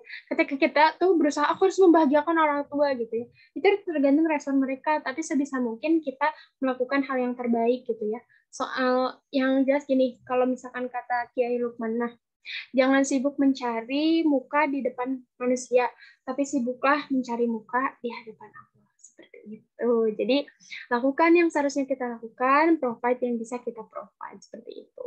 Perasaan, menciptakan, pemikiran, mendorong gerakan gitu ya. Gerakan menjadi tindakan, tindakan jadi kebiasaan, kemudian kebiasaan jadi karakter, karakter tuh jadi nasib. Maka dari itu, teman-teman harus hati-hati dari setiap perasaan atau respon yang kita punya. Karena itu ya, luar biasa ngeri banget dari perasaan, menciptakan pemikiran, overthinking mungkin, pemikiran mendorong kita gerakan untuk tidak bergerak gitu ya, mendorong gerakan untuk tidak bergerak, untuk merespon ini jadi reaktif gitu ya, gerakan menjadi tindakan, kemudian aku mending blok aja nih orang-orang yang toksik. Teman-teman perlu dipahami, kita tuh sekarang tuh di Instagram terutama ada fitur mute ya, kalau bahasa Indonesia mah senyapkan tah. Ya fitur senyapkan atau mute itu tuh biar apa? Biar kita tuh tidak timbul penyakit hati gitu. Cobalah fitur itu gitu ya. Tidak mengunfollow tapi memute aja. Jadi tidak menjadikan timbul masalah juga gitu ya. Kalau kita memang nggak suka dengan postingan teman kita, kalau kita misalkan teman kita melenceng atau gimana, tapi nggak enak untuk, atau misalkan belum bisa untuk menasehati karena keterbatasan ilmu, minimal kita mute aja daripada kitanya jatuhnya jadi gibah, jadi penyakit hati di sini ditumpuk gitu ya. Jadi ya itu ya, kalau saya tuh biasanya, aduh ini kayak gini, saya mute aja gitu. Daripada saya unfollow, mending saya mute aja deh gitu kan. Seperti itu ya teman-teman, karena ya tanpa dipungkiri teman-teman yang kita follow di Instagram itu juga akan dihisap teman-teman, akan ditanya, akan dipertanyakan akhirat kelak gitu ya. Ya bertahap ya semuanya juga gitu ya. Mungkin kita punya idola siapa gitu ya, mungkin itu bertahap gitu ya. Kemudian untuk bisa kita telah kembali untuk bisa kembali ke fitrahnya seperti itu. Jadi ketika kita merdeka di pilihan kita, ini bagus gitu ya, tapi pikirkan juga sekitar kita. Kita jangan egois. Aku udah bisa memilih, hidup aku udah lebih baik daripada orang lain. Udah, berarti aku nggak usah ngurusin hidup orang lain. Nggak gitu juga. Kita bantu dari masalah yang udah kayak seperti ini ya, contohnya pengalaman yang udah saya alami, kemudian saya bisa berhasil melewati itu. Ya itu yang diceritakan ke teman-teman, semoga jadi motivasi. Jangan sampai ada yang terjajah dengan pilihan kita gitu ya. Validasi kembali pilihan kita ini teh menzolimi nggak gitu ya. Ketika kita misalkan benci sama seseorang, kemudian kita cerita ke orang lain, kemudian orang itu juga jadi benci ke orang tersebut, apakah ini menzolimi nggak gitu ya. Setiap pilihan kita teh seperti itu. Jadi ketika ada orang yang menyalahkan kita pun, ya udah happy aja gitu ya. Jadi kita berpikir salahnya di mana gitu ya, sehingga memperbaiki. Ambil terus hikmahnya. Ketika ada yang ngejudge gitu ya, saya itu kan memang orangnya agak pendiam ya teman-teman. Seperti yang teman-teman lihat, memang agak pendiam gitu ya. Agak pendiam. Kemudian suka ada yang komen misalkan, apa sih sosokan ini ya jujur ya, apa sih sosokan nge-share dakwah pakai apa namanya, pakai hijab aja belum benar misalkan gitu ya. Waktu itu apa ya, bukan hijab aja udah benar, kayak yang udah benar aja hidupnya itulah ya. Maksudnya kayak aku tuh mikir ya, nah ini nih ujian gitu ya, setiap kebaikan tuh ada ujiannya gitu ya. Setiap kebaikan tuh ada ujiannya, karena apa? Karena setan nggak suka kita kita ngajak orang lain untuk berbuat kebaikan. Makanya ketika kita mau posting kebaikan tuh kadang suka mikir lagi nggak sih? Padahal udah tinggal klik share, udah masuk kayak misalkan add to story, udah tinggal ngeklik, kita tuh mikir, tapi takut dikira ini udah baik gitu ya, takut dikira udah alim gitu ya, makanya gak jadi, di cancel tuh gak jadi dia dapat pahala dari setiap yang lihat. Nah itulah kan. Nah terus dari situ aku mikir, kalau aku kayak gini terus, kalaulah di seluruh dunia ini banyak berita buruk, kenapa nggak kita kalahkan dengan positive vibes yang kita punya gitu ya. Menjadikan apa ya, diniatkan semoga apa yang kita share ini bisa kemudian kita amalkan, kalaupun belum bisa kita amalkan, minimal apa yang orang lain udah lihat dari postingan kita ini teh bisa mengamalkan, dan itu bisa jadi pahala lah buat kita kayak gitu. Makanya adanya tulisan Ensa juga, itu teh harapan saya tuh setiap yang baca tuh bisa kemudian memudahkan mereka gitu. Meskipun sayanya udah nggak ada, tapi itu teh tetap pahalanya mengalir buat saya, buat teman-teman saya, buat tim saya, buat orang tua saya gitu ya. Kalaulah misalkan saya belum bisa memberikan jejak yang baik dengan harta saya, minimal saya bisa memberikan jejak yang baik dengan karya saya gitu ya, misalkan seperti itu. Jadi ya seperti itu teman-teman. Jadi ingin kapasitas kita besar kan? Di sini siapa yang ingin kapasitasnya besar, teman-teman? Teh Laila mau kan kapasitas dirinya lebih besar? Mau? Mau dong Teh Hensa. Okay. Teh Nurul juga ya? Nah, mau, pokoknya semuanya di sini mau ya, banyak juga di sini yang komen yang mau gitu ya. Nah, gitu ya, karena butuh kesabaran gitu ya. Karena semuanya itu butuh kesabaran gitu ya. Pendidikan butuh kesabaran, dakwah butuh kesabaran, untuk bisa melesat pun butuh kesabaran. Jadi gitu ya. Musibah teringat dengan masa lalu, serahkan kepada Allah. Langsung ingat gitu ya. Ingat mantan masa-masa indah, terus sekarang dia udah bahagia dengan yang lain, innalillahi wa inna ilaihi rajiun gitu ya. Jangan sampai demikian. Kalau kita pengen diberi kemampuan, memintalah kepada Allah gitu ya, karena pilihan Allah itu pilihan kita tuh belum tentu benar dan baik gitu ya. Belum tentu kayak menurut kita, Masya Allah, tabarakallah, itu ganteng banget, Hafiz, segala macam. Ya Allah, aku pengen dia aja ya. Pokoknya kalau misalkan bukan dia orangnya, tolong jadikan aku aja yang jadi jodohnya, ya Allah, misalkan semaksa itu gitu ya. Nah, padahal itu belum tentu gitu ya, hal yang baik. Nah, makanya saya punya punya prinsip kayak gini. Oh, aku tuh jangan sibuk mencari, tapi sibuk menjadi. Menjadi apa ya, kalau misalkan kita mencari yang hafiz, berarti kita harus minimal menjadi hafiznya dulu kayak gitu. Seperti itulah mungkin ya, doakan, saling mendoakan ya teman-teman gitu ya. Kita sama-sama banyakin istighfar, mendekat kepada Allah, insya Allah gitu ya, perbanyak majelis ilmu gitu ya, menghabiskan waktu dengan hal-hal yang bermanfaat, insya Allah. Nah selanjutnya boleh next teh. Oke. Nah, oke ya, meminta ke lapangan. Ini ya masih di bab doa juga ya. Meminta ke lapangan dada kepada Allah. Kalau dada seseorang lapang, maka dia tuh mudah menjalani apa yang perlu dia jalankan dan menghadapi masalah dengan baik. Ya diibaratkan tadi, kalau ditumpuk, aku nggak bisa lihat kalian gitu ya. Aku nggak bisa lihat kebaikan yang apa yang bakalan Allah kasih gitu ya. Seperti itu. Jadi kalau misalkan dada seseorang udah lapang tuh, maka dia mudah menjalani apa yang perlu dia jalankan dan menghadapi masalah tuh dengan baik gitu ya, meresponnya. Makanya ketika Nabi Musa diperintahkan berdakwah kepada Fir'aun gitu ya, yang pertama Nabi Musa minta kepada Allah tuh apa? Qala rabbi shrah li sadri gitu ya. Ya Tuhanku, lapangkanlah dadaku gitu ya. Jadi seperti itu ya teman-teman, Masya Allah. Di antara nikmat dan anugerah yang Allah berikan kepada Nabi adalah minta gitu ya. Dia tuh meminta untuk kelapangan dada gitu ya. Berarti itu tuh luar biasanya gitu ya. The power of lapang dada ini tuh bisa membuka jalan-jalan kebaikan. Kalau kata Ustaz Lukman, hati lapang, rezeki datang. Hati lapang, jodoh datang. Seperti itu ya. Gitulah kurang lebih ya. Dan lapangnya bagi perempuan ini tuh emang agak berat ya teman-teman. Karena para perempuan tuh segala halnya tuh dibawa perasaan gitu ya, sensitif. Gak mau bete gitu ya. Dia bilang aku gendutan misalkan kayak gitu. Dia bilang aku kamu kok iteman ya sekarang gitu kan. Aduh langsung dipikirin overthinking, gak bisa tidur udah gitu ya. Tapi kan memang Nabi juga kan menyamakan perempuan tuh dengan botol kaca gitu ya, botol-botol kaca yang udah pecah gitu ya. Karena perempuan tuh memang terasa gitu ya. Ketika sekali aja misalkan tertembak tuh kan udah retak, udah tuh nggak bisa lagi ingat tuh seumur hidup gitu ya. Ketika orang punya kesalahan satu, kita tuh ingat tuh detailnya gitu ya, tempatnya, tanggalnya, bahkan sampai jamnya gitu kan. Masya Allah ya. Nah, perempuan yang dadanya tidak lapang hanya sekedar cerita-cerita tapi nggak berusaha melakukan perbaikan sehingga menyebabkan kesedihan yang berkepanjangan. Kita tuh malah waktu itu habis curhat, gimana tuh aku putus sama si ini, aku solusinya kayak gimana gitu kan. Mungkin misalnya pernah merasakan ya, tapi semoga jangan gitu ya. Karena istri berhak sama manusia adalah patah hati yang paling disengaja gitu ya. Jadi mending udahlah tutup-tutup aja dulu hati kita rapat-rapat supaya nanti insya Allah mendapatkan seorang yang terbaik gitu ya.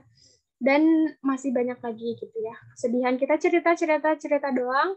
Sayang kan waktunya untuk dihabiskan cerita ke temen mah. Mending kita berdoa aja, berdoa dapat pahala gitu ya insya Allah. Kayak gitu. Masya Allah ya. Jadi maka dari itu respon yang ya terlalu banyak cerita sama temen juga kadang mungkin kurang tepat juga gitu ya. Karena kadang temen tuh ada yang cepu, ada yang tahu cepu. Aku tuh cerita ke kamu teh percaya, kenapa kamu teh malah nge-share lagi ke orang lain gitu ya. Maka yuk kita sama-sama belajar. Oke, boleh di next teh. Siap. Oke, kiat-kiat menjadi lapang dada atau bisa memaafkan gitu ya. Tahu tujuan utama, kita harus tahu bahwa tujuan utama kita ini adalah akhirat, bukan dunia, bukan Jogja, bukan Bandung ya teman-teman. Kapan kita menjadikan dunia kita sebagai tujuan, kita akan tenggelam dalam lautan dunia tersebut.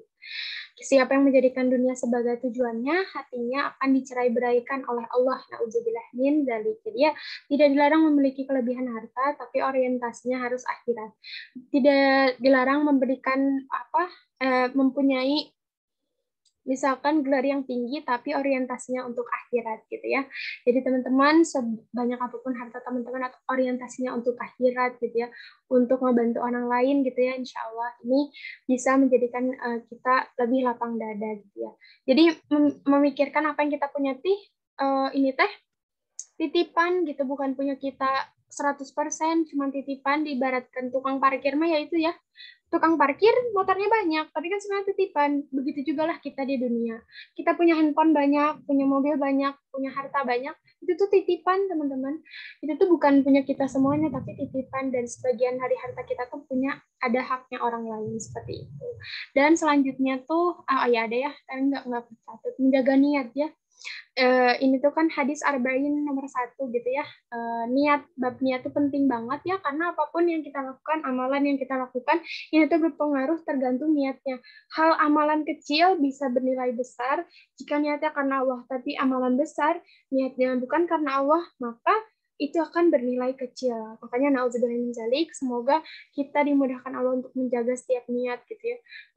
Nge-share postingan kebaikan, like-nya banyak, berbangga diri, bersyukur, bahagia, sedangkan like-nya sedikit langsung dihapus. Nah, itulah ya memang ujian. Jadi jangan sampai kita demikian, niatkan karena Allah. Kalau kata Ustaz Lukman, lakukan, lupakan. Habis nge-share kebaikan, lakukan, lupakan. Mau like-nya berapapun tetap diposting gitu ya. Tetap dilakukan gitu ya.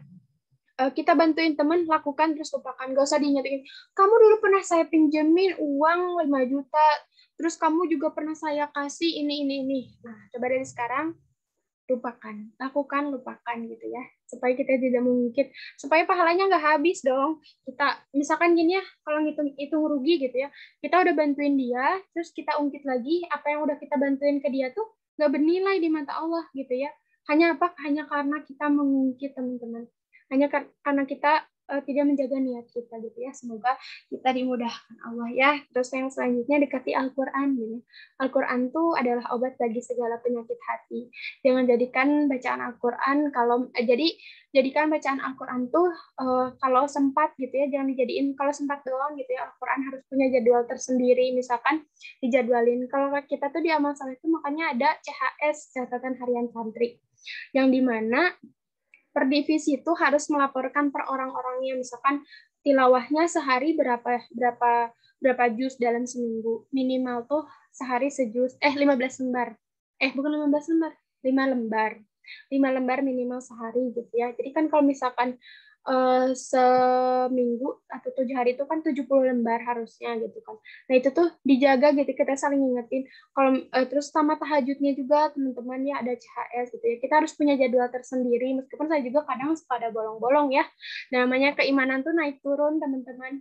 Yang teman-teman lihat aku sekarang ngobrol kayak gini juga ya pernah ngalamin futur gitu ya, sama-sama. Makanya dari itu kita nyari circle yang saling mengingatkan kayak gitu ya. Jadi lama-kelamaan juga bawa sejauh apapun kita pergi, usahain bawa Al-Quran. Kalau misalkan belum bisa bawa Al-Quran yang fisik, minimal ada aplikasi di HP gitu ya.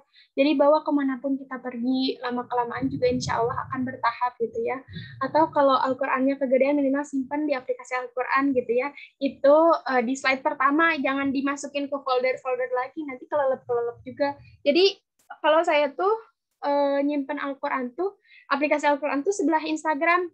Jadi astagfirullahaladzim, ini reminder buat aku gitu ya, buka IG, buka ini nih gitu kan. Jadi ya seperti itulah, semoga jadi pengingat juga gitu. Jadi begitu kita buka langsung kelihatan, semoga jadi reminder gitu ya. Jadi kepikiran ingin baca atau tilawah gitu ya, misal murojaah seayat atau 2 ayat seterusnya, sampai jadi kebiasaan baru. Nah, jadi ya gitu ya, jika hari-hari berlalu sementara seseorang tidak membaca Al-Quran, maka yakinlah dadanya sempit meskipun ada di dunia di tangannya. Pernah nggak sih ngerasain kayak gitu? Uang teh banyak tapi nggak tenang, gitu ya. Kayak, benar-benar gitu kan, uang banyak kita teh ya, kita teh habis beli sesuatu tapi kok nggak mendapatkan ketenangan ya gitu ya. Nah, jadi seperti itulah ya, yakinlah kalau misalkan mungkin ada hal yang belum kita lakukan, terus jadilah orang yang dermawan. Karena sedekah tak sekadar rupiah gitu ya. Tak melulu soal rupiah. Kita senyum aja tuh udah sedekah gitu ya. Bisa jadi orang yang udah sedekah sama infak beda ya. Sedekah tuh bisa senyum, bisa bantu orang lain dan segala macam. Kalau infak tuh bentuknya uang. Sedekah senyum. Bisa jadi teh Laila teh lagi bad mood, terus teh Nurul teh senyum. Nah, itu teh udah sedekah karena menyebarkan positive vibes untuk teh Laila gitu kan, Masya Allah ya. Jadi ada begitu banyak jalan kebaikan, hanya pertanyaannya apa? Ada nggak nama kita di sana? Ada nggak kontribusi kita di setiap kebaikan itu? Karena sedekah rupiah, setiap kita ini telah Allah pinjamkan kemampuan gitu ya, potensi gitu ya, tenaga, untuk kemudian menghasilkan manfaat bagi orang lain. Jadi sering-seringlah kita lihat ke bawah, lihat keadaan sekitar, jangan hanya sekadar kasihan, tapi tanya apa yang bisa kita lakukan. Jadikan niat di hati sebagai aksi, bukan hanya sebagai sekedar kasihan ya udah nggak melakukan. Jadi ya itulah ya. Nah, salah satunya apa? Ada program kebaikan di Rumpun Nurani tentunya ya, Masya Allah. Nah, yang selanjutnya memaafkan setiap orang yang punya salah. Jangan merubah sifat alami kita hanya karena orang lain menyakitimu. Jangan merubah watak kita yang asalnya ingin membantu karena dia punya kesalahan, langsung berhenti ngebantuin dia. Jangan pernah. Jangan kehilangan kebaikan hatimu. Belajarlah jadi orang yang paling pemaaf di dunia. Karena kita nggak pernah tahu, teman-teman, amalan apa yang menyelamatkan kita di akhirat kelak. Bisa jadi dari amalan memaafkan dengan ikhlas.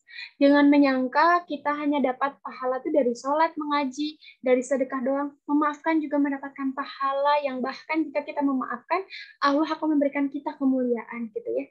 Anggap aja rasa memaafkan ini untuk diri kita sendiri gitu ya, untuk kebaikan kita sendiri, untuk kebahagiaan kita sendiri. Memang berat ya, apalagi kalau kesalahan seorang itu sangat menyakitkan misalnya gitu ya, atau bahkan merugikan kita. Tapi rasakan sendiri deh, ketika kita mudah memaafkan, hati kita jadi lapang, itu akan membawa kita ketenangan bagi diri kita, seperti tidak ada beban, jadi kayak nggak ada beban aja gitu ya.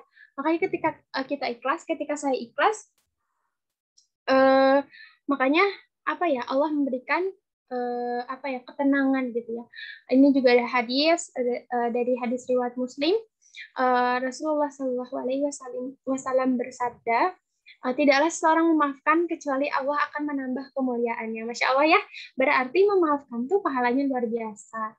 Nah, yang terakhir boleh di next ya.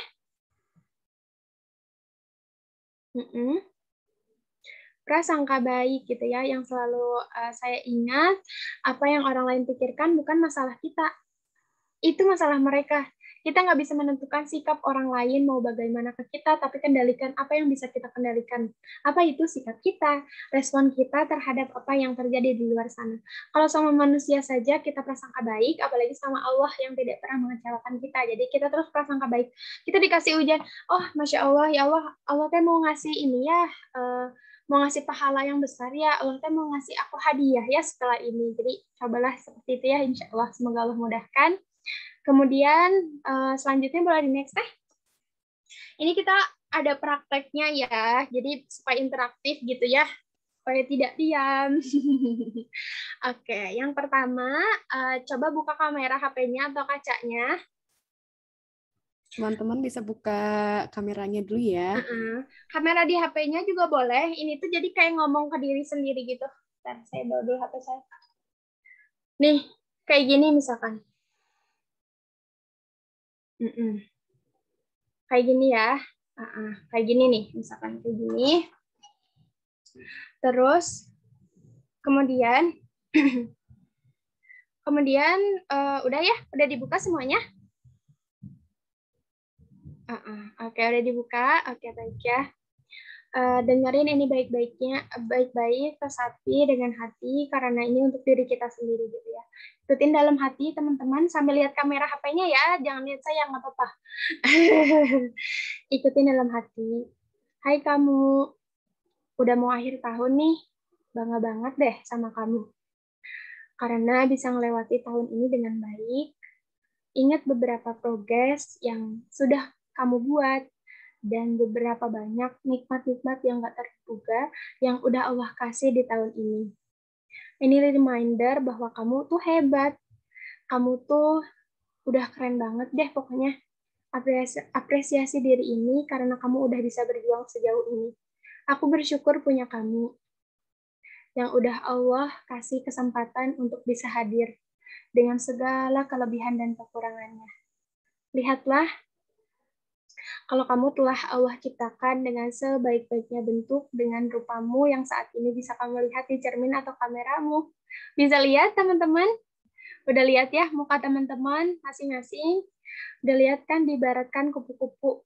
Dia tuh indah, tapi dia tuh nggak bisa lihat dirinya sendiri. Begitu juga teman-teman. Teman-teman tuh cantik, indah, berprestasi gitu ya. Salihah, tapi teman-teman nggak bisa lihat itu, belum bisa lihat itu. Ikhlasin yuk. Maafin masa lalu yang mungkin ada pahitnya, nyakitinnya. Maafin orang tua kita yang mungkin gak sesuai dengan harapan.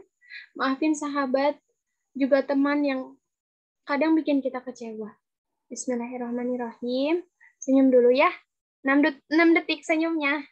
6 detik, boleh sambil di capture ya panitia. Ini biar senyum 6 detik, saya hitung ya. 1, 2, 3, 4, 5, 6. Dan yang terakhir, aku cuma mau kamu tenang dan tetap kuat ya. Perjalanan kita masih panjang. Tujuan kita bukan dunia, tapi akhirat kan? Nah, jangan khawatir akan masa depan. Yakinilah kalau setelah ini akan banyak hal-hal baik yang menanti kamu. Semangat ya untuk bisa taat dan bermanfaat. Oke, buat di next slide terakhir. Terakhir banget. Nah, udah mendingan teman-teman? Ya, udah mendingan nggak? Boleh di ini ya, boleh di chat atau enggak, boleh on mic buat moderator. Udah agak mendingan, tapi apa sejauh manapun jarak, ini bukan jarangnya, jarak aku untuk healing sebagus apapun tempatnya, semahal apapun barangnya yang bisa dibeli, healing terbaik ternyata ada pada Quran surat ayat berapa ini teh? ayat 28, yaitu orang-orang yang beriman dan hati mereka menjadi tentram dengan mengingat Allah, hanya dengan mengingat Allah hati kita menjadi tentram. Oke, boleh yang terakhir banget, ini mah asli the real terakhir ya Teh Laila, mohon maaf nih.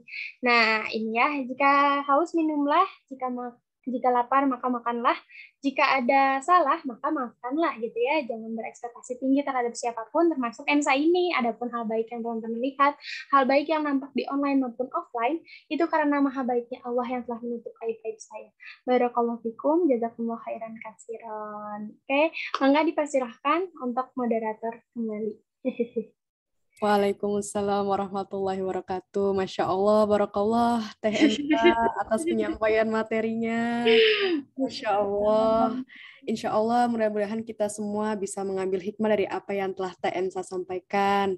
Dan mungkin di antara kita ya Teh, ada yang bisa mengikuti langkah-langkahnya Teh Ensa nih untuk menyebarkan dakwah kebaikan ke masyarakat luas. Amin, amin, ya rabbal alamin. Baik, selanjutnya saya akan membuka sesi pertanyaan dan diskusi. Kepada teman-teman yang memiliki pertanyaan, dapat mengutarakan pertanyaan melalui kolom chat, atau dapat langsung melontarkan pertanyaannya dengan menggunakan fitur raise hand. Sesi diskusi dan tanya jawab akan berlangsung selama 20 menit, jadi dimohon kepada teman-teman semua untuk memanfaatkan waktu yang ada. Terima kasih. Baik, di sini sudah ada pertanyaan pertama di kolom chat. Aku langsung bacakan ya, teman-teman. Dari Triviani Kairunisa, Assalamualaikum Teh, mau menanggapi yang Teteh sampaikan mengenai apa yang kita follow akan dihisab di yaumil akhir. Nah, bagaimana nih Teh kalau kita memfollow seseorang yang kita tahu dia belum menutup aurat dengan sempurna atau bahkan dia beragama nonis. Tapi maksud dan tujuan kita memfollow itu untuk mengambil ilmu yang dia share. Pertanyaannya, bagaimana kita harus menyikapi hal seperti ini? Apakah harus di-unfollow atau boleh diikuti Teh? Jazakillah khairan kasihan Teteh cantik. Masya Allah. Jazakillah khair. Terima kasih pertanyaannya Teteh. Masya Allah. Izin menjawab ya.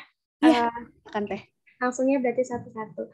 Jadi kalau misalkan saya sendiri pun ada teman saya yang masih nonis, ada juga teman-teman yang belum menutup aurat gitu ya.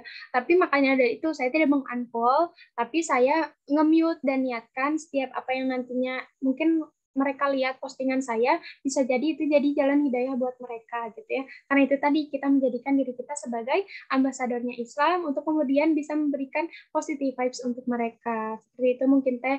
Jadi kalau saya juga masih ada gitu ya, tapi mungkin mau cari referensi lain sebaiknya mending di-unfollow aja atau gimana itu tuh, boleh diikuti juga gitu ya, mana sekiranya yang tidak melanggar syariat. Tapi kalau saya sejauh ini tuh yang masih ada gitu ya, makanya itu ada fitur mute, ya udah saya mute aja gitu ya. Jadi biarkan mereka yang bisa lihat kita, tapi kita nggak apa-apa nggak lihat mereka juga, daripada timbul penyakit hati seperti itu. Oke, mungkin semoga terjawab ya. Baik, terima kasih banyak nih Teh Ensa atas jawabannya. Tadi seperti yang sudah dikatakan oleh Teh Ensa ya, kita boleh memute suatu postingan apabila mungkin kita tidak nyaman apabila melihatnya gitu. Dan kita juga jangan lelah untuk menjadi ambasadornya Islam ya Teh ya. Betul sekali. Betul. Jadi agennya Islam untuk menyebarkan dakwah-dakwah Islam. Masya Allah. Baik Teh, kita ke pertanyaan selanjutnya ya Teh ya. Boleh, mangga. Dari Nurlita, Jakarta. Assalamualaikum Ensa, saya ingin bertanya, kita mengetahui kalau luka itu selalu membekas jika digores, Masya Allah. Puitis sekali nih Teh.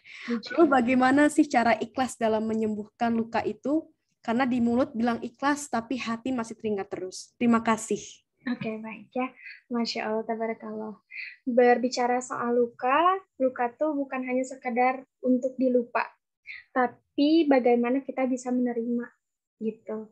Jadi ya namanya luka ya pasti pernah ya, apalagi pasti ada bekasnya, tentu akan sulit gitu ya untuk kemudian, tapi gimana caranya kita bisa nerima, bisa enjoy ketika misalkan kita lihat postingan dia tuh udah jadi biasa aja, itu artinya kita menerima.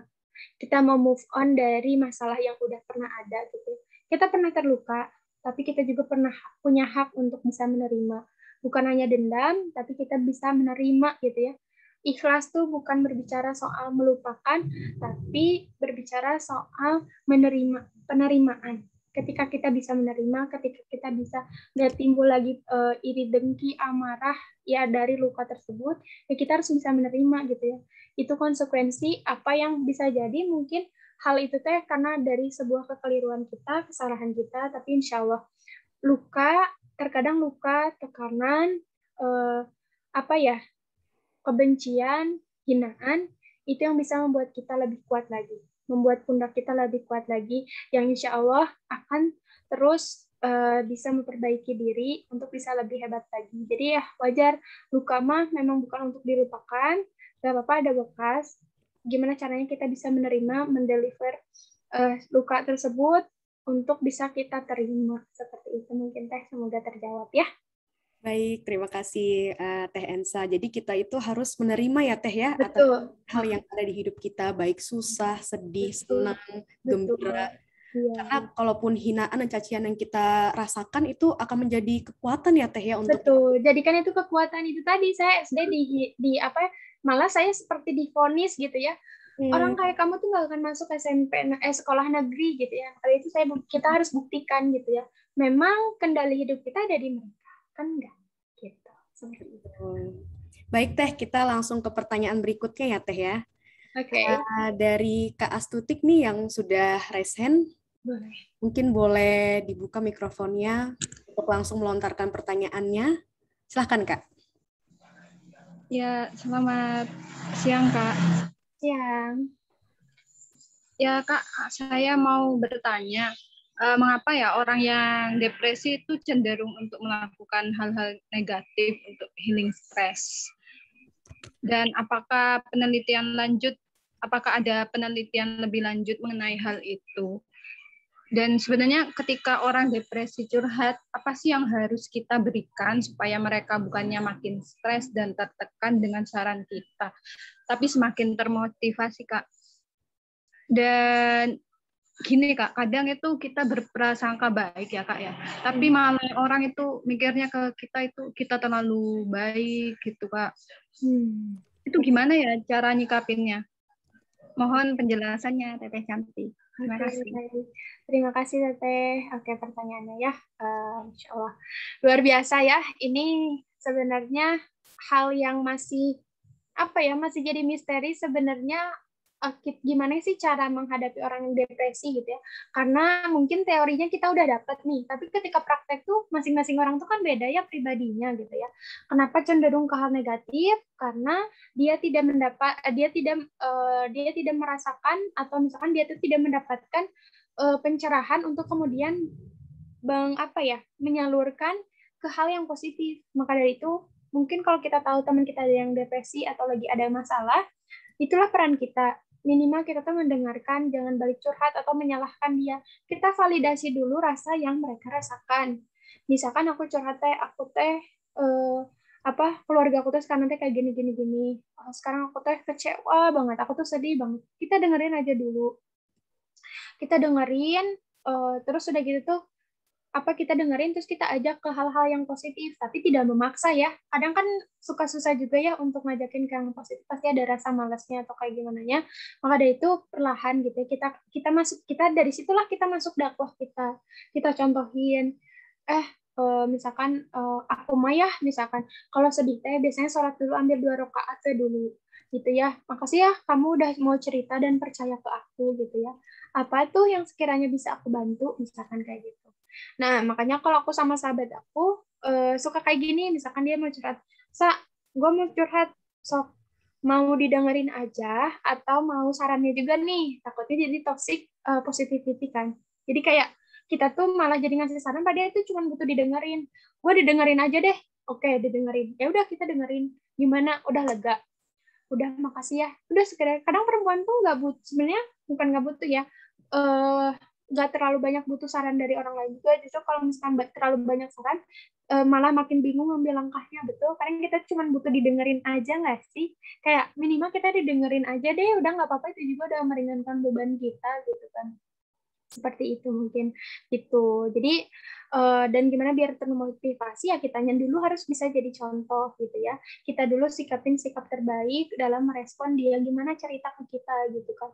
Minimal dengerin dulu aja atau Dan dihindari itu malah kita balik membandingkan dengan diri kita. Alah kamu cuma segitu aja, coba aku gini. Nah, itu malah bikin dia makin insecure, makin kayak, ih aku tuh udahlah hidup aku udah hancur pas bakal ngerasain kayak gitu. Aku kalau ngomongin depresi, aku juga pernah depresi jujur. Dulu memang sebucin itu, jadi sakit hati ya namanya juga kayak, aduh aku udah namanya dia dari nol, terus tiba-tiba dia pergi gitu aja dengan perempuan lain di perguruan tinggi negeri. Jadi kayak ngerasa, aduh udah mah aku teh nggak masuk PTN negeri, ditinggalin, nggak punya teman gitu ya. Setiap pokoknya sakit hati itu ketika lihat yang kalau misalkan mau bukan MPLS, ospek kayak gitu kan ngeposting pakai flyer ya kayak ready to bla bla bla gitu kan. Saya siap untuk mengikuti misalkan OSKM ITW atau apapun gitu ya. Dan itu menyakitkan bagi saya. Maka itu ketika ada temen yang cerita kayak gitu, saya dengerin minimal gitu ya. Karena kan ya seperti itu, teman-teman, minimal kita contohin, dengerin, dan semangatin tentunya ya. Jangan sekali-kali menekan mereka untuk menuntut, iya sih, dah kamu mah jauh sama Allah misalkan. Kamu mah sholat juga jarang ya iya tuh kamu dikasih ujian. Nah, jangan sampai seperti itu ya, jangan sampai ya teman-teman. Justru yang kayak gitu teh malah jadi kayak, oh ternyata responnya orang muslim tuh terhadap orang yang depresi tuh kayak gini, ya udah sekalian aja nakal. Nah, jangan sampai orang tuh yang sedang depresi berpikiran seperti itu. Gitu mungkin, semoga terjawab ya. Baik, untuk Kak Astutik, apakah ada tanggapan? Atau mungkin Terima kasih atas penjelasannya. Baik, syukran juga Kak Astutik atas pertanyaannya. Baik Teh, kita juga masih ada penanya selanjutnya nih Teh. Dari Kak Dwi Nur Fitria. Masya Allah. Masya Allah. Silakan Kak Dwi untuk menyampaikan pertanyaannya. Assalamualaikum warahmatullahi wabarakatuh. Terima kasih sebelumnya sudah diberikan izin waktunya.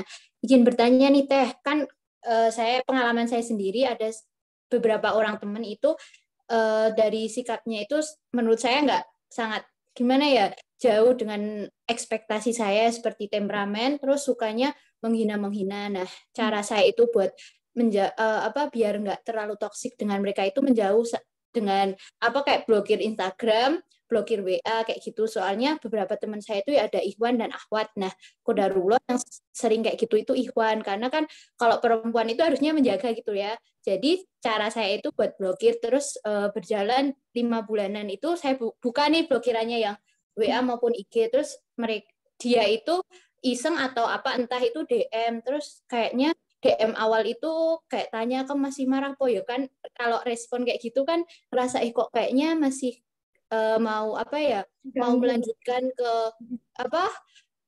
seperti dulu lagi, sedangkan mau menghentikan interaksi dengan orang seperti itu gitu. Nah, terus gimana caranya biar dia itu tahu kalau saya itu emang nggak mau komunikasi lagi, soalnya kan kalau kita terlalu terbuka dengan ikhwan itu tidak baik. Dan saya dengan blokir itu sebenarnya bukan karena membenci orangnya, tetapi karena sifatnya nggak boleh gitu ya membenci orangnya, tapi kita harus benci sifatnya. Dan tipe saya itu kalau dia udah salah itu kayak udah tak tandain, kasih kayak kasih kartu merah gitulah. Jadi ini mungkin jangan berinteraksi dengan dia. Nah, tetapi kok ternyata selama ini tuh dia nge-save kontak saya, sedangkan saya juga save, tapi kan karena masuknya di email di organisasi, dan kayaknya dia save juga nomor saya dari dulu, jadi sampai sekarang itu masih save. Nah, itu sebaiknya gimana?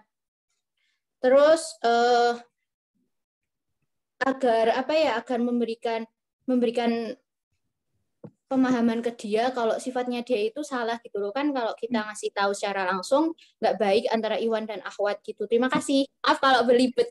Baik, maaf, paham maksudnya. Oke ya, terima kasih. Nah, apa yang tadi saya sampaikan, yang ada mute gitu ya, itu berlaku untuk perempuan. Kalau misalkan ikhwan mah, ya aku juga blokir atau ikhwan mah, daripada maksudnya kita juga jadi ujian buat kitanya gitu ya. Gimana kalau lama-lama digituin teh baper, betul, sepakat ya. Kadang kan kita teh perempuan tuh kadang mudah tergiur dengan kata-katanya yang lembut gitu ya. Jangan sampai kita harus menjaga diri kita juga. Kalau sekiranya ada ikhwan yang toksik, mending kita blokir aja daripada kita juga capek-capek, bukan capek-capek, maksudnya kita menasehati juga kan, maksudnya bukan kapasitas kita, kalau misalkan jadinya malah chat berdua mah, itu berarti maksudnya berholwat itu kan. Jadi makanya mending ya udah mending blokir aja gitu kan. Kan suka banyak mungkin ya, Assalamualaikum Ukti saya berniat untuk bertaaruf denganmu gitu ya. Zaman sekarang Masya Allah, Iwan teh ya, kayak gitu. Mending diblokir aja, sekiranya toksik mah mending diblokir aja, kalau mengganggu keberlangsungan hidup kita itu blokir aja. Itu tadi teh saya lupa menggarisbawahi, untuk perempuan mending di mute aja daripada kita membenci gitu ya, sampai nge-unfollow segala macam, ngeblokir, atau bahkan ngajakin masa untuk ngeblokir juga atau membenci gitu ya. Gitu kan sifat perempuan mah, kadang kita tuh ngajakin cerita ke ini supaya kita tuh punya dukungan seperti itu ya, supaya orang-orang tuh berkoalisi dengan kita seperti itu. Oke, boleh, semoga terjawab ya. Itu kalau Sarah mohon koreksi. Oke, ini ada lagi. Baik, terima kasih Kak Dwi atas pertanyaannya. Tapi mohon maaf nih, kita karena keterbatasan waktu nih Teh, jadi cuma bisa sampai segini aja untuk yang pertanyaannya. Kalau misalkan satu lagi boleh nggak Teh? Ini atau nanti lanjut di Japri aja gitu ya? Nanti boleh DM aku aja ya. Teh Diana Sari ya, nanti boleh kita DM-an ya. Boleh, enggak? Karena mungkin keterbatasan waktu, jadi mohon maaf semuanya, kita harus menghentikan sesi tanya jawab dan diskusinya. Terima kasih atas antusiasmenya nih semuanya yang sudah ingin bertanya di kolom chat maupun yang belum ada kesempatan tadi. Terima kasih semuanya. Baik, selanjutnya saya akan menyimpulkan materi untuk acara webinar pada hari ini. Jadi kita bisa bersyukur atas apapun yang Allah berikan serta menjadi sosok yang bisa memberi manfaat untuk orang lain. Ingatlah bahwa tekanan yang kita alami di hidup ini akan membawa kita untuk bisa melesat di kemudian hari serta menjadi kekuatan bagi diri kita untuk menjalani hidup ini. Setiap hidup ini adalah proses, dan balas dendam yang terbaik dalam hidup ini adalah menjadi diri yang lebih baik dibandingkan dengan hari kemarin, menjadi versi yang terbaik dari diri kita. Allah tahu kita mampu menghadapi segala ujian ketika kita menghadapi ujian tersebut, ketika kita menghadapi segala sesuatu yang mungkin kita rasa berat untuk menjalaninya, tapi Allah mampu dan Allah selalu bersama kita, teman-teman semua. Baik, wabillahi taufiq wal hidayah. Wassalamualaikum warahmatullahi wabarakatuh. Terima kasih kepada Teh Ensa yang sudah menyempatkan waktunya untuk menyampaikan materi, dan terima kasih kepada semua hadirin yang sudah aktif dan berpartisipasi dalam sesi diskusi dan tanya jawab serta sudah sangat-sangat tertib dalam menjalani sesi ini. Terima kasih semuanya. Saya Laila pamit undur diri dan saya serahkan kepada Kak Nurul. Kepadanya dipersilahkan. Baik, terima kasih banyak Kak Ensa dan juga Kak Laila. Sungguh pemaparan yang luar biasa dan juga materinya insya Allah sangat berguna dan bermanfaat ya untuk kita semuanya. Baik teman-teman semuanya, karena alhamdulillah kita juga udah melaksanakan sesi penyampaian materi dan juga sesi tanya jawab dengan sangat baik. Partisipasi dari peserta sangatlah luar biasa, Masya Allah, terima kasih semuanya. Maka untuk sesi selanjutnya saya akan mengumumkan dua kategori pemenang door prize yang akan dimenangkan pada sore hari ini. Kategori pertama adalah para peserta dengan partisipasi paling aktif. Yang pertama adalah Astutik, Tri Sungkowati, dan Jemi Rahayu. Dan untuk kategori kedua, yaitu peserta dengan pertanyaan terbaik, adalah Triviana, Nurlita, dan juga Dwi Nur Fitria. Bagi para peserta yang saya sebutkan namanya, silakan nanti mengkonfirmasi di grup WhatsApp. Nanti ada adminnya, Kak Alma, di sana bisa konfirmasi ke Kak Alma. Kak, saya yang menang gitu ya. Gitu. Untuk nantinya mendapatkan e-wallet beserta voucher dari webinar kali ini. Baik teman-teman semuanya, alhamdulillah semua sesi sudah kita laksanakan dengan baik dan lancar. Banyak sekali juga hal yang bisa kita petik dari acara hari ini, dari pemaparan materi kakak pembicara yang telah hadir di tengah-tengah kita dan diskusi tentang bagaimana caranya untuk mengikhlaskan dan untuk memaafkan berbagai hal yang terjadi pada kita. Bagaimana paradigma kita diubah untuk melihat berbagai hal, berbagai sesuatu menjadi sesuatu yang lebih positif dan juga menjadi lebih produktif seperti itu ya teman-teman. Baik teman-teman yang saya hormati, mari kita sama-sama tutup acara ini dengan mengucap lafaz hamdalah. Alhamdulillahirabbil alamin. Dan teman-teman, sebelum saya tutup, ada pantun ya untuk menutup acara kali ini. Teman-teman, awal bulan ini tidak usah resah. Meski di rumah, mari kita happy. Meski kini kita berpisah, esok hari bolehlah kita ketemu lagi. Teman-teman, acara ini boleh usai, tapi perjuangan kita dalam meningkatkan kesadaran kesehatan mental dan kecintaan kita terhadap diri dan jiwa tidak boleh selesai. Akhir kalam dari saya dengan resmi, saya tutup webinar ini. Wabillahi taufiq wal hidayah. Wassalamualaikum warahmatullahi wabarakatuh. Terima kasih semuanya. Waalaikumsalam warahmatullahi wabarakatuh. Terima kasih Kak Nurul. Terima kasih Kak Kak Laila, Kak Ensa. Kakak-kakak, ini tidak ada dokumentasi atau lupa? Tadi insya Allah sudah kayaknya sudah ya. ya. Berarti ya. Iya, meskipun apa namanya kan ada yang off cam gitu ya, pengen lihat wajah-wajah kakak-kakak nih. Insya Allah. Belum ini. Boleh lagi atau mungkin boleh lagi Kak. Ini apa-apa udah pada keluar ya, tapi masih pada ada ya, boleh enggak? Ya. Pengen lihat nih meskipun jauh gitu ya. Kita oh ini Teh Dwi Teh, oh ini siapa Teh gitu kan. Masya Allah. Oke, tapi kan udah karena boleh deh Teh ya, udah pada on cam tuh teteh-tetehnya. Tadi mah mungkin di capture Teh pas lagi nggak connect gitu ya. Iya Teh Bun. Boleh ya Teh. Untuk teman-teman panitia yang lainnya silakan mau dipanggil sama siapa? Mbak Tika atau Fatin, Safna? Boleh Kak dari saya.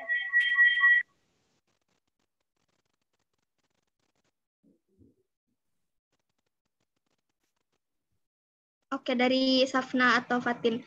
Safna ada sama Fatin boleh di unmute dulu biar ngasih aba-aba. Boleh.